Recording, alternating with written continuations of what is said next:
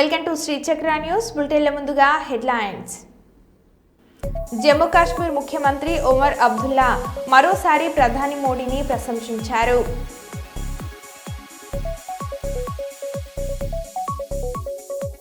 Formula ఈపై ఎన్నిసార్లు విచారణకు రమ్మన్నా వస్తా, ఎన్ని ప్రశ్నలు అడిగినా సమాధానం చెప్తా కేటీఆర్.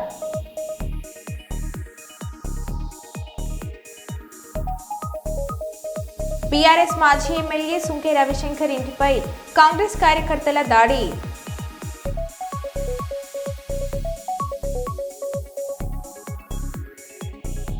విజయవాడ హైదరాబాద్ మార్గంలో భారీగా ట్రాఫిక్ జామ్.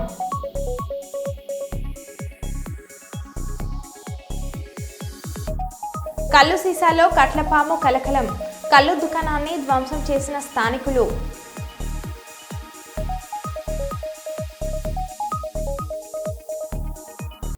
ఇక వివరాలకు వెళ్తే, రాష్ట్రంలో మహిళల మిస్సింగ్ కేసులు నమోదవుతున్న AP deputy CM Pawan Kalyan ఎందుకు స్పందించడం లేదని కర్నూలులో ప్రజా సంఘాల నాయకులు మండిపడుతున్నారు.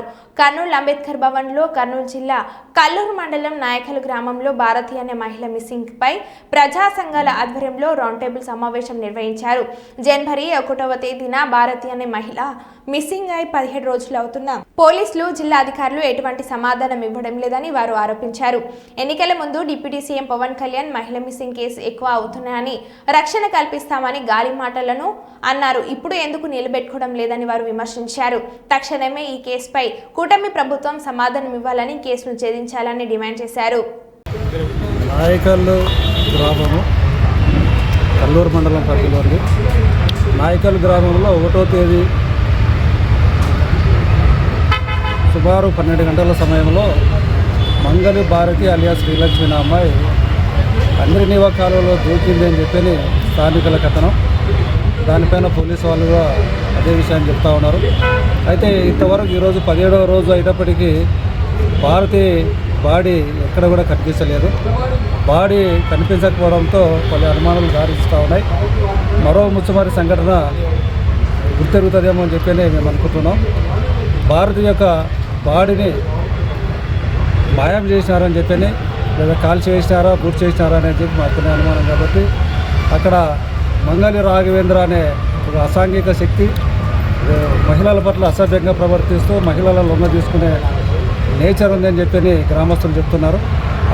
ఆ కోణంలో విచారణ చేయమని మేము పోలీసు వాళ్ళని అడిగినప్పటికీ పోలీసు వాళ్ళు ఆ కోణంలో విచారణ చేయకుండా కేవలం హంద్రీనీవాలో మాత్రమే ఎతుకుతూ ఉన్నారు. హంద్రీనీవాలో చనిపోయిన భారతి ఇక్కడ హంద్రీనీవాలో ఉండింటే 24 గంటల తర్వాత శవం తేలుతుందని చెప్పని అందరికీ ఉన్న సహజమైన ఆలోచన. కానీ ఆ కోణంలో పోలీసు వాళ్ళు అదే విషయంలోనే ఆలోచన చేస్తున్నారు తప్ప మంగళి రాఘవేంద్ర అతనికి అసాంఘిక శక్తులతో అతనికి పరిచయాలు ఉన్నాయి. అసాంఘిక శక్తుల సహకారంతో భారతిని మాయం చేయటాన్ని చెప్పి మేము నమ్ముతున్నాం. ఆ కోణంలో విచారణ చేసి మహిళ జనవరి 1వ తేదీ 11 గంటల ప్రాంతంలో హంద్రీనీవా కాల్వలో పడి చనిపోయిందని చెప్పేసి ఒక missing case Ulindakonda police station పరిధిలో నమోదైంది.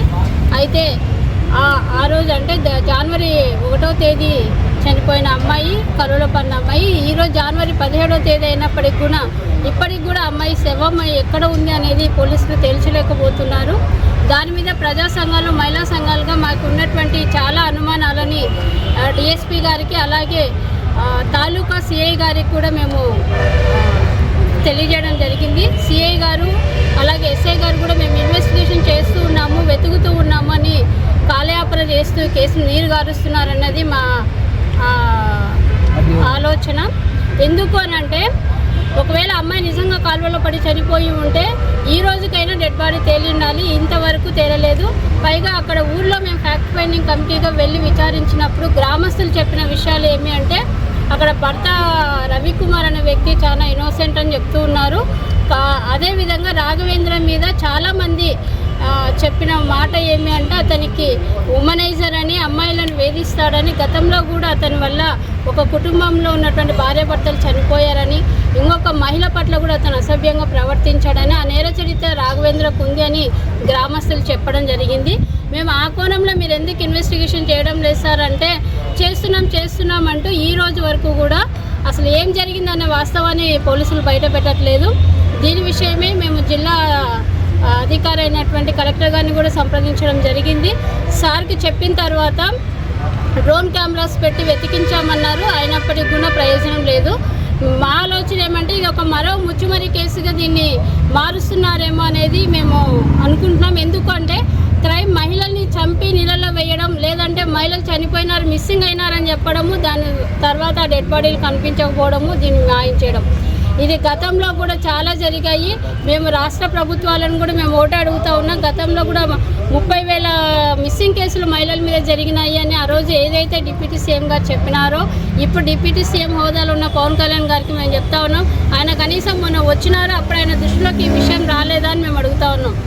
సార్, ఇప్పటికైనా మహిళల మీద జరుగుతున్నటువంటి ఇటువంటి అరాచకాల మీద మీరు ప్రత్యేకమైన శ్రద్ధ పెట్టాలి. ఇది కానీ ఈ కేసుని తేల్చలేకపోతే దీన్ని మహిళా సంఘాలు అలాగే ప్రజాకుల సంఘాల ఆధ్వర్యంలో దీన్ని పెద్ద ఎత్తున నిరసన ప్రోగ్రాంగా మేము రాబోయే రోజుల్లో ఉధృతం చేస్తామని తెలియజేస్తున్నాం. నా పేరు నంది విజయలక్ష్మి, మహిళా ఐక్యవేదిక రాష్ట్ర అధ్యక్షురాలు. సంవత్సరానికి 5 లక్షల మందికి పైగా రోడ్డు యాక్సిడెంట్ ద్వారా మరణిస్తున్నారని పెద్దపల్లి జిల్లా రవాణా అధికారి రంగారావు గోదార్కని సబ్ డివిజన్ ఏసీపీ మడత రమేష్ తెలిపారు.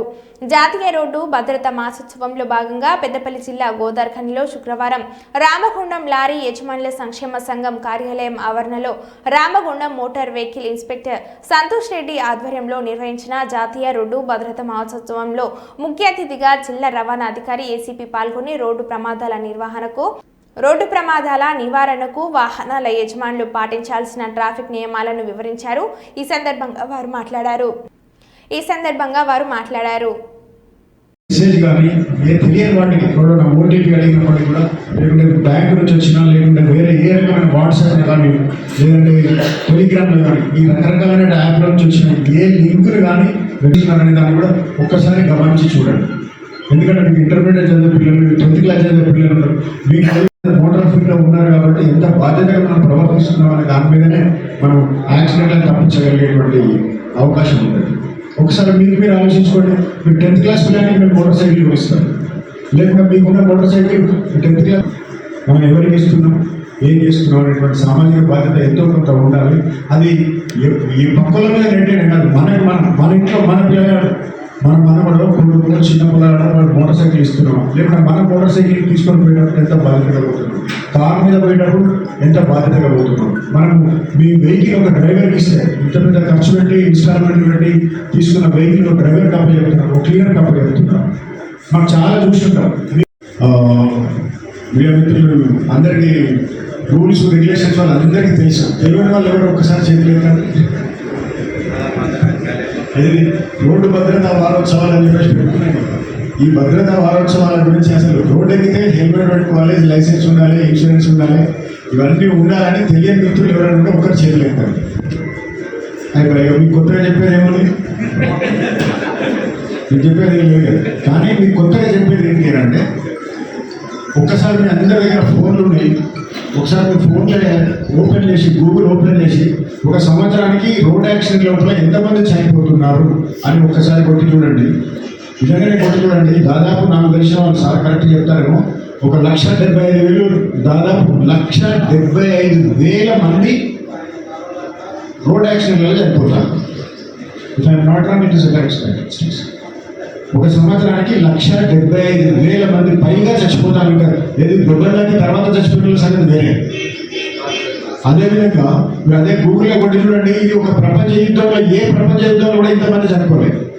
ఏది అణుబాంబులు వేసుకున్న ప్రపంచ యుద్ధంలో కూడా ఇంతమంది ఎక్కడ చనిపోలేదు. సో దీన్ని బట్టి చూస్తే మనం ఏ స్థాయిలో ఈ ప్రమాదాలు జరుగుతున్నాయి, ఏ స్థాయిలో మనం దాని మీద కంట్రోల్ కాదు కాబట్టి అది జరిగింది. ఇటువంటి చిన్న చిన్న తప్పుల వల్ల యాక్సిడెంట్స్ అవుతున్నాయి. వాటి కోసమే మనం అంతా ఈ కార్యక్రమాలు నిర్వహించుకోవడం జరిగింది. ఈ లారీలలో మీకు అన్ని తెలిసిందే, గూడ్స్లో ఈ గూడ్స్ మనకు తీసుకువెళ్ళడానికి, ప్యాసింజర్లు ఎక్కించుకునేదానికి మీరు ప్రయత్నించకండి. ఎందుకంటే ఏదో బిల్లు ఉందని, ఇంకెక్కడ ఉండదు, ఏదో పార్టీ ఉందని అంటున్నారు. దానికి 5-6 నెలల కోసం కొట్టుకుని మనం అందులో బాధ్యతలు తీసుకెళ్ళి చిన్న ప్రమాదం జరిగితే ఎన్ని ప్రాణాలు అవుతాయి ఒకటి. ఇంటి పెద్ద అనేటువంటి ఏంటంటే దాని ఇంపాక్ట్ ఎట్లుంటుందని ఆలోచించుకోండి. మీరు ఆ కుటుంబం ఎంత భారంగా ఉంటుంది, వాళ్ళ బతికి ఎట్లా, ఆ పరిస్థితి ఎట్లా, లేకపోతే అది ఎట్లా కట్టెక్కాలని ఇవన్నీ ఉంటాయి. కాబట్టి దయచేసి ఇక శివదీక్ష అన్నదాన శిబిరాన్ని ప్రారంభించిన ఎస్వి మోహన్ రెడ్డి దంపతులు కర్నూలు నగరంలోని నగరేశ్వరి స్వామి దేవస్థానంలో శ్రీశైల శివదీక్ష సేవా సమితి ఏర్పాటు చేసిన 25వ శివదీక్ష అన్నదాన శిబిరాన్ని వైఎస్ఆర్సీపీ కర్నూలు జిల్లా అధ్యక్షులు ఎస్వి మోహన్ రెడ్డి దంపతులు ప్రారంభించి ఈ కార్యక్రమాల్లో పాల్గొన్నారు.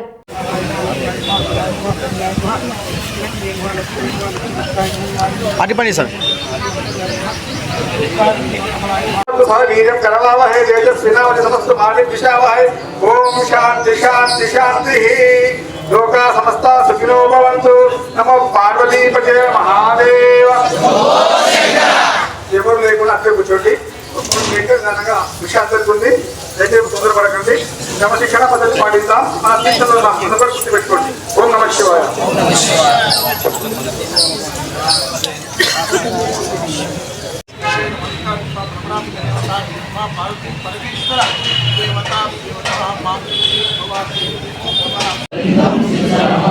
रुद्राक्षमाला विभूति स्वरूपम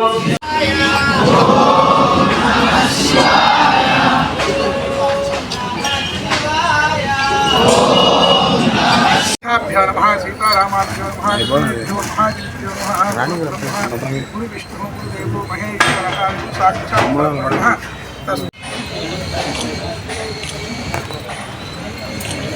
ओम श्री गुरुभ्यो नमः आगमार्थं देवारागमनार्थं प्राचिरार्थं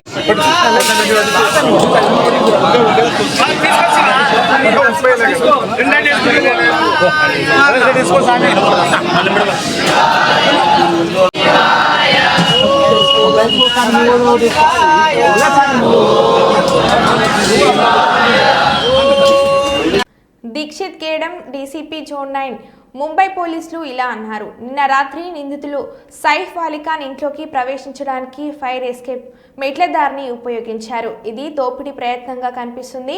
మేము అరెస్ట్ చేయడానికి నిందితుల కోసం 10 బృందాలు పనిచేస్తున్నాయని అన్నారు. ये इसमें एक एक्यूज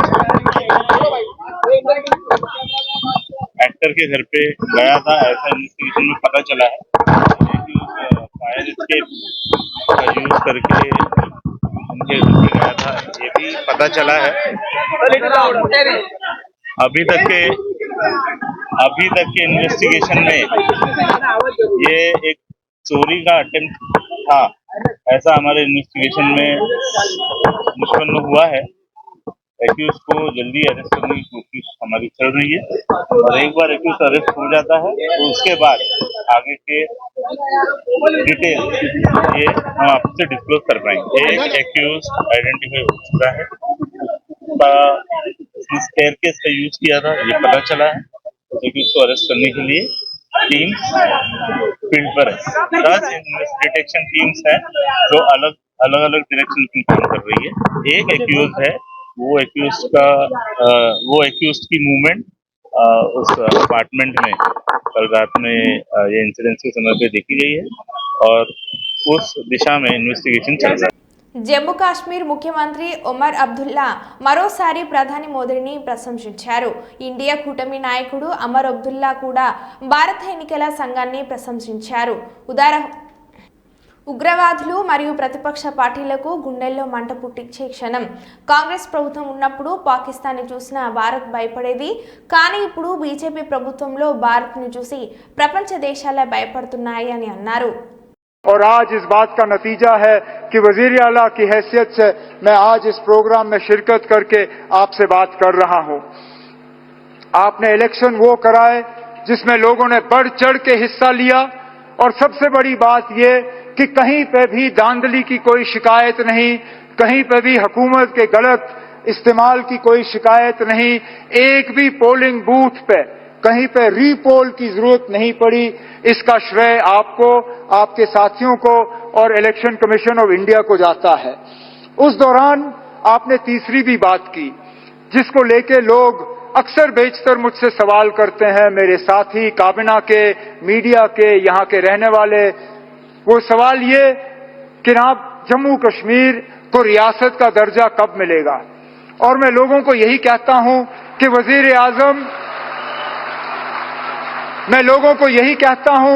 वजीर आजम साहब ने 4 महीने में अपने इलेक्शन का वादा जो है वो पूरा किया है।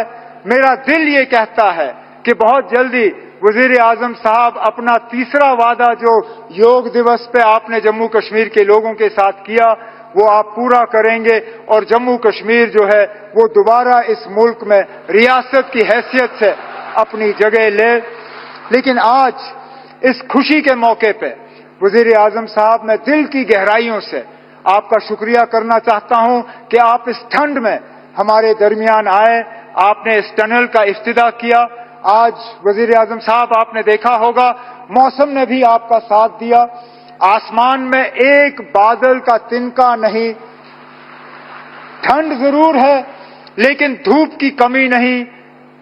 बेशक बाहर ठंड क्यों ना हो लेकिन हमारे दिलों में गर्मी की कोई कमी नहीं।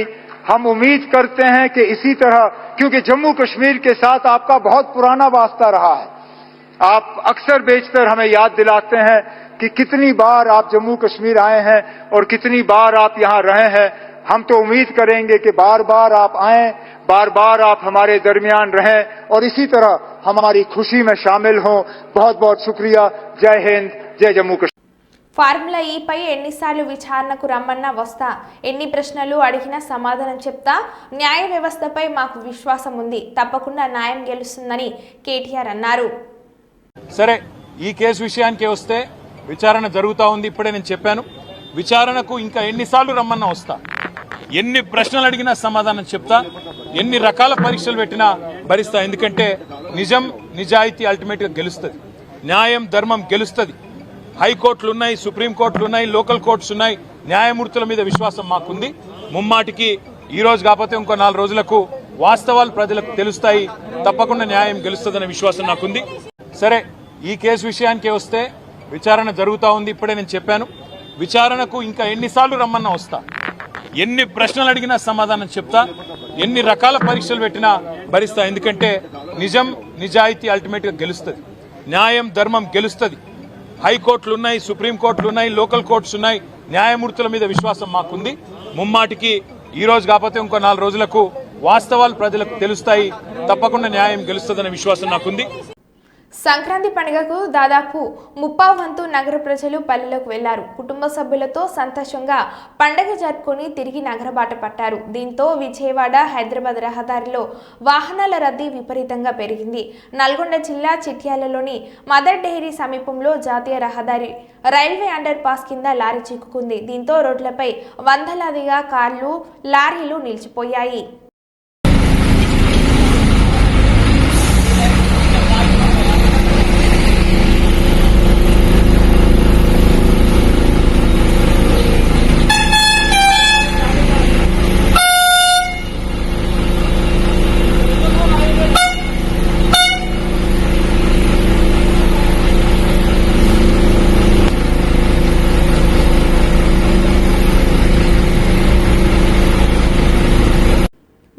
సందర్భంగా పేదపల్ల పోలేరమ్మ అమ్మవారి తీర్థ మహోత్సవం గురువారం కోలాహలంగా జరిగింది. సంక్రాంతికి మండలంలో ప్రభా తీర్థం జరిగే ఒక్కొక్క తీర్థంగా పేదపల్లె పోలేరమ్మ తీర్థం ప్రసిద్ధి చెందింది. ఈ సందర్భంగా నూతన జాతర కమిటీ ఆధ్వర్యంలో శ్రీ పార్వతీ రామలింగేశ్వర స్వామి వారి ప్రభను కేరళ చందే డప్పు వాయిద్యాల మధ్య కోలాహలంగా గ్రామోత్సవం నిర్వహించి పోలేరమ్మ తీర్థ మహోత్సవం జరిగే చోటుకు తీసుకొని వచ్చారు. భక్తులు పోలేరమ్మకు గణిపోతురాజుకు శ్రీ పార్వతీ రామలింగేశ్వర స్వామి వారి ప్రభకు ప్రత్యేక పూజలు నిర్వహించారు. కేరళ చందే వాయిద్యకారుల లయబద్ధమైన సంగీత నృత్యాలు భక్తులను విశేషంగా ఆకర్షించాయి.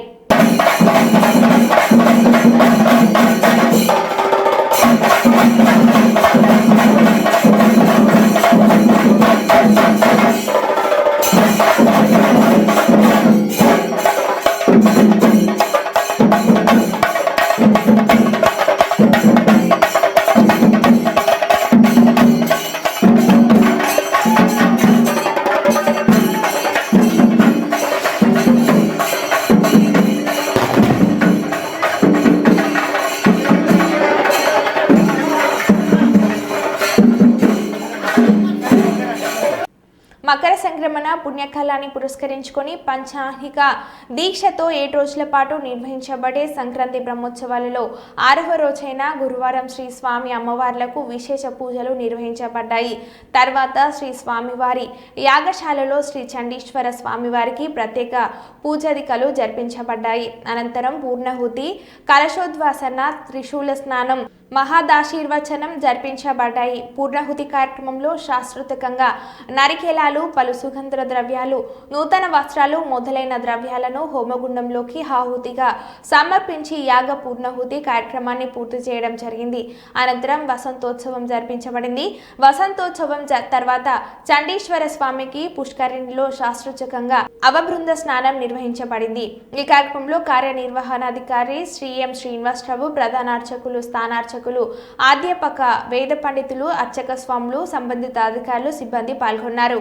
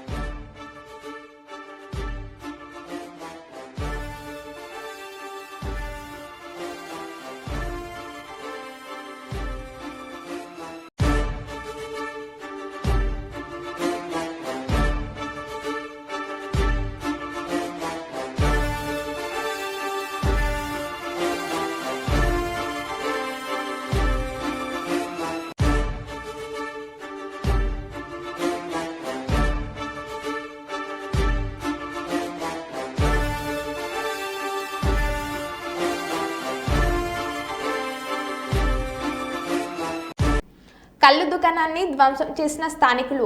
నాగర్ కర్నూల్ బిజినేపల్లి మండలం లట్టుపల్లిలో వ్యక్తి కల్లు తాగుతుండగా సీసాలో కనిపించిన కట్లపాము పిల్ల. వెంటనే సీసాను పడివేయడంతో తప్పిన ప్రాణాభయం. ఈ ఘటనతో ఆగ్రహం చెంది కల్లు దుకాణాన్ని ధ్వంసం చేసిన స్థానికులు.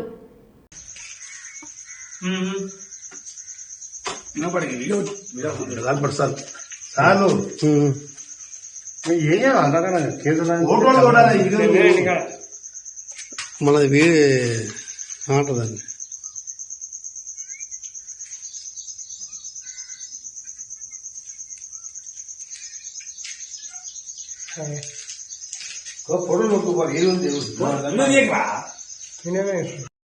दौड़